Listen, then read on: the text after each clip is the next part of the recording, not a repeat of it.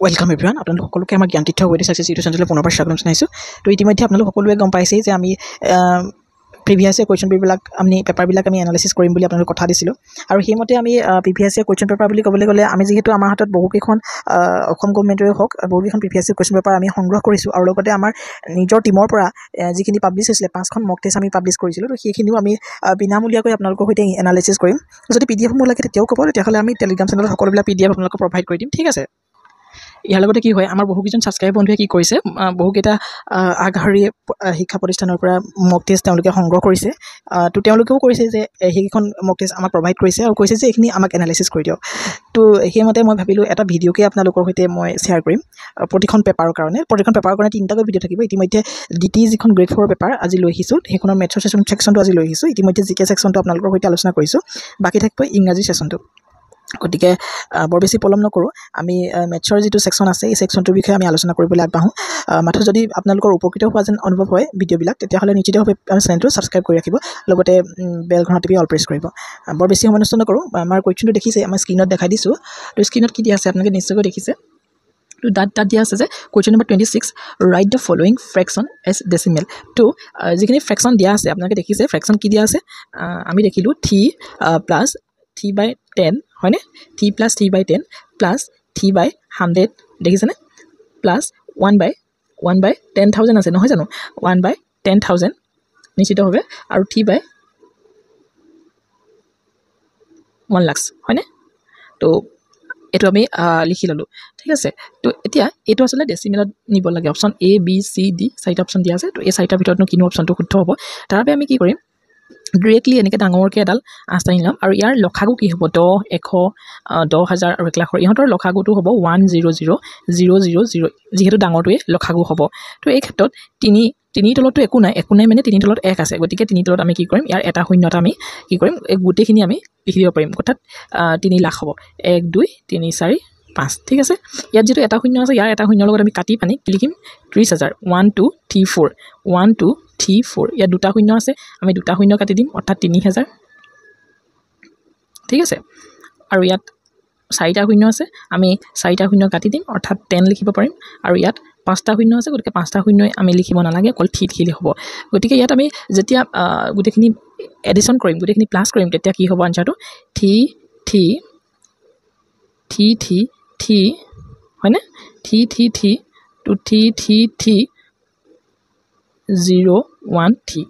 to 100,000 আৰু এটা শূন্য হ'ব 5টা যিহেতু আছিলে গতিকে এইটোক যেতিয়া ডিভাইড কৰিম 1 2 3 4 5 গতিকে আমাৰ আনসাৰটো কি হ'ব 3.12345 3.3310 অপশ্যনত আছেনে য়েছ option D will be the correct answer হ'ব অৰ্থাৎ অপশ্যন ডিটো হ'ব শুদ্ধ উত্তৰ ঠিক আছে তো কুৱেশ্যন নম্বৰ 2টো আপোনালোকে লক্ষ্য কৰক এটাতো বহুত বেছি সহজ কুৱেশ্যন এইটো কুৱেশ্যন আচলতে মই কৰাই দিবই নালাগে নহয় জানো তাৰ কি দিয়া আছে আপোনালোকে মন কৰক আমাৰ স্ক্ৰীণত দেখুওৱা আছে কুৱেশ্যনটো the number of the 45,32,013 years অৰ্থাৎ 45,32,000 আৰু 13 সংখ্যা হ'ল তাৰ সংখ্যাটো কি হৈছে সেইটোৱে হৈছে আৰু সকলোৱে যদি আমি সংখ্যাবিলাক পঢ়িব জানো তেতিয়া ডেফিনেটলি সকলোৱে এইটো কুৱেশ্যন পাৰিব আৰু অপশ্যনকেইটা দিয়াই আছে তো অপশ্যনকেইটাৰ পৰাও চাব পৰা যাব তথাপিও আমাৰ ইয়াত দিয়া আছে 45 লাখ 45 বুলি কৈ দিয়া লাগে আমি 45 লিখি ল'লোঁ 45 লাখ মানে আমি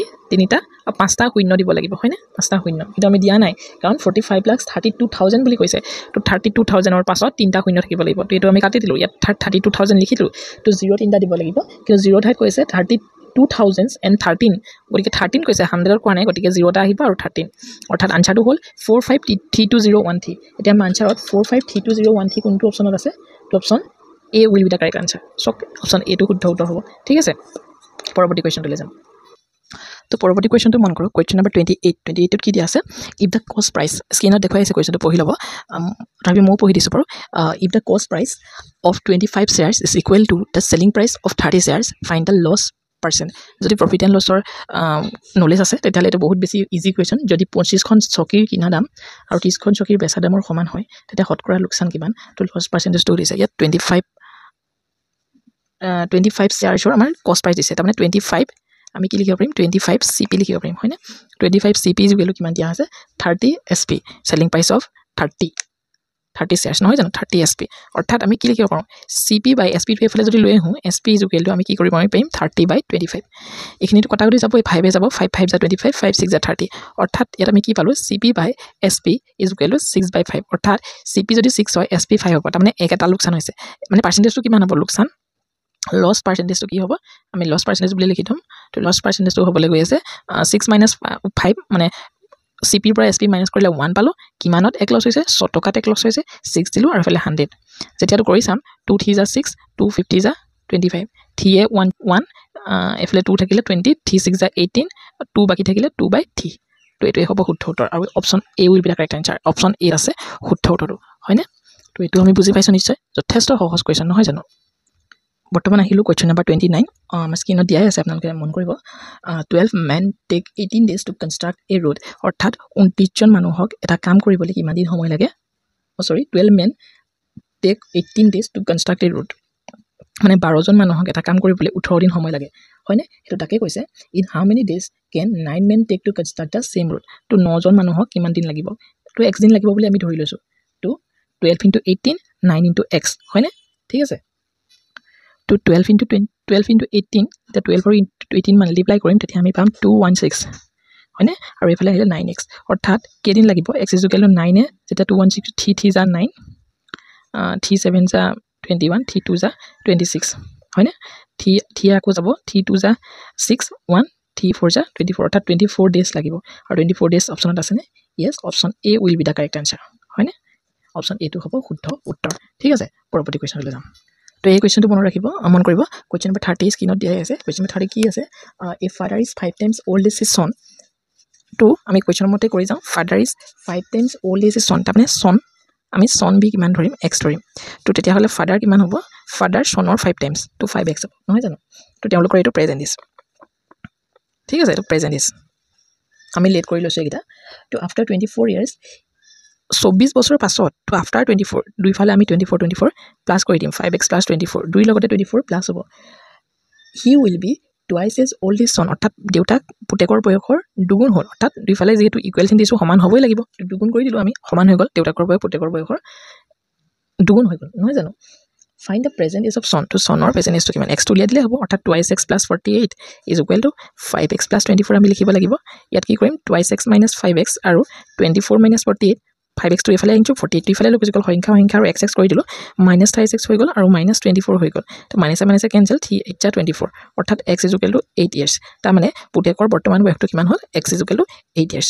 দেউতাকৰ সুধিলে 5 8 যা কিমান হ'ব 48 হ'ব গতিকে ইয়াত শুদ্ধ উত্তৰটো হ'ব option B will be the correct answer ঠিক আছে আই থিংক আপোনালোক সকলোৱে বুজি পাইছে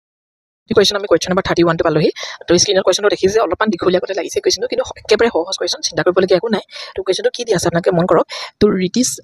ডিপ'জিটছ ইন দ্য বেংক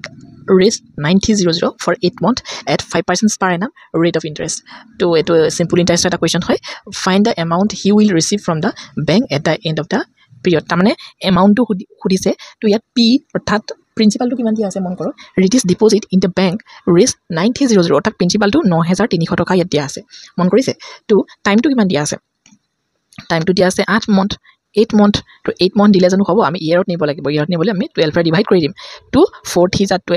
4 2 যা 8 4 2 যা 8 4 3 যা 12 হয়নে অৰ্থাৎ 2/3 আমি ইয়াত ইয়াৰ পাম হয়নে আৰু যেটো ৰেটটো কিমান দিছে সেইটো মন কৰক ৰেটটো কিমান দিছে ইয়াত তো ৰেটটো দিছে 5% হয়নে ৰেটটো 5% দিছে সেইটো মন কৰক দেই ৰ'ব এক সেকেন্ড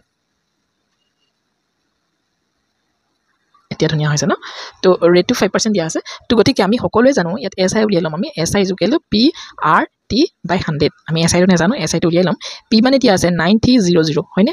ইনটু R মানে কিমান দিয়া আছে R মানে 5% দিয়া আছে আমি লিখি থৈছোঁ আৰু T মানে কিমান দিয়া আছে 2/3 তো 2/3 টো আমি 2 টো ওপৰত পাতি 3 টো তললৈ নিব পাৰিম ডিভাইডেড বাই 100 যিহেতু আছিলে 3 * 100 100 * 3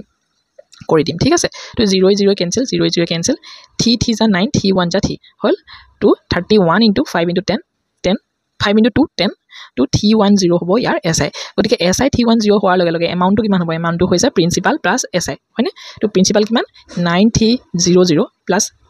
SI কিমান 310 তাৰমানে উত্তৰটো কি হ'ব 0 এফালে 1 আহিলে আৰু এফালে 3 6 9610 অৰ্থাৎ 9610 ইজ দ্য কাৰেক্ট আনসাৰ আৰু ইয়াৰ অপশ্যনটো আছে option C will be the correct answer option C will be the correct answer মনত ৰাখিব পৰৱৰ্তী কুৱেশ্যনটো আমি যাম তো কুৱেশ্যন নম্বৰ 32টো মন কৰক আৰু এটা সহজ কুৱেশ্যন যথেষ্ট মই যিখিনি কুৱেশ্যন পাইছোঁ ইয়াত গোটেইখিনিয়ে সহজ কুৱেশ্যন তো what number should be added to -5/7 show as to get 5/9 অৰ্থাৎ ইয়াত কৈছে -5/8ৰ লগত মানে আমি লিখি দিছোঁ আপোনালোকে মন কৰক -5/8ৰ লগত এনেকুৱা কি সংখ্যা যোগ কৰিলে আমি x যোগ কৰি দিম ইয়াত x বুলি ধৰিছোঁ সেই সংখ্যাটো যোগ কৰিলে আমি কিমান পাম 5/9 পাম হয়নে অৰ্থাৎ আমি ইয়াত xৰ মানটো উলিয়াই দিলে ইয়াৰ উত্তৰটো ওলাই যাব নহয় জানো তো ইয়াত যিহেতু মন কৰিব তো ইয়াত মন কৰিব xটো ইয়াত ৰাখি পানি মাইনাছ যিহেতু আছে 5/9 প্লাছ 5/8 আমি কৰি দিব পাৰিম নহয় জানো এই মাইনাছটো ইফালে প্লাছ হৈ গৈ যাব তাৰ মানে x = 8 9 = 72 হয়নে 8 9 = 72 তো ইয়াত আমি 72 পালো লখাগু তাৰ মানে 5 8 আমি ইয়াত 40 দিম আৰু 5 9 কিমান পাম 45 পাম তাৰ মানে x = আমি কিমান পাম 85/72 ঠিক আছে 85/72 অপচন কিহত আছে অপচন ডি আছে ঠিক আছে অপচন ডি উইল বি দা কি হ'ব কাৰেক্ট আনসাৰ হ'ব ঠিক আছে পৰৱৰ্তী কুৱেশ্যনলৈ আমি যাম তো এই কুৱেশ্যনটো মন কৰিব এটোটো বহুত সহজ কুৱেশ্যন এডিশনৰ কুৱেশ্যনো বাৰু পৰীক্ষা দিয়ে নে তো ফৰ্থ গ্ৰেডৰ পৰীক্ষাবিলাকত কিন্তু এনেকুৱা কুৱেশ্যনে আহিব যথেষ্ট সহজ তো চিন্তা কৰিবলগীয়া নাই তো কুৱেশ্যন নম্বৰ কি দিয়া আছে 33 Ravi purchases 5 kg 400 gram rice and 2 kg 20 gram sugar আৰু 10 kg 5 gram wheat to find the total weight of his purchase তো টোটেল ৱেইটটো সুধিছে আমাক কি দিছে 5 kg কিমান দিছে 5 kg 400 গ্ৰাম দিছে মন কৰিছে 5 kg 400 গ্ৰাম তো তাৰপিছত দিছে 2 kg কিমান দিছে 2 kg 20 গ্ৰাম দিছে 20 গ্ৰাম দিছে হয়নে তাৰপিছত দিছে 10 kg 10 kg মানে 10 kg কিমান দিছে 10 kg 5 গ্ৰাম দিছে তো মন কৰক আৰু এডিশনৰ কথা তো 5 আহিলে 2 আহিলে 4 to 5 আৰু 4 to 5 থকা অপচনটো চালে আমি গম পাই যাম তো এখন পইণ্ট এটা আমি দিব পাৰোঁ 2 এফালে 10 2 5 17.25 আমি কেজি পাম অৰ্থাৎ যদি 1000 হৈ গ'লকেন তেতিয়াতো 18 কেজি দি দিব পাৰিলোহেঁতেন কিন্তু এতিয়া 17.425 অৰ্থাৎ option D will be the correct answer এই অপচনটো শুদ্ধ উত্তৰ হ'ব ঠিক আছে পৰৱৰ্তী কুৱেশ্যনলৈ আমি যাম